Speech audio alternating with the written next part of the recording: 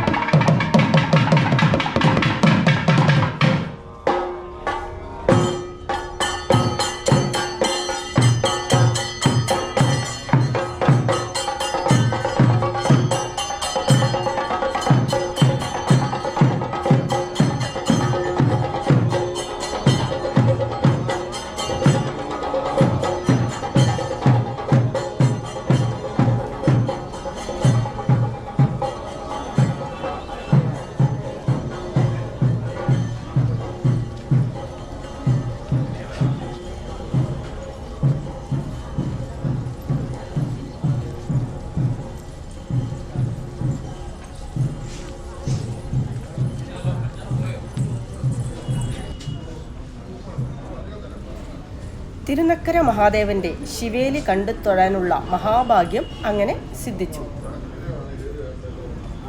500 വർഷത്തോളം പഴക്കമുള്ള ഈ ക്ഷേത്രത്തിന്റെ നിർമ്മിതി നടത്തിയത് തെക്കുംകൂർ രാജാവാണ്.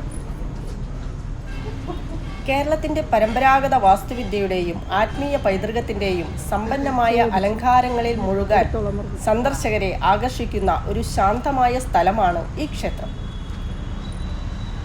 പുണ്യക്ഷേത്രത്തിലെ ആചാരങ്ങളെയും അനുഷ്ഠാനങ്ങളെയും ബഹുമാനിക്കുന്നതിന്റെ ഭാഗമായി അകത്ത് നമ്മൾ വീഡിയോ ഒന്നും എടുത്തിട്ടില്ല.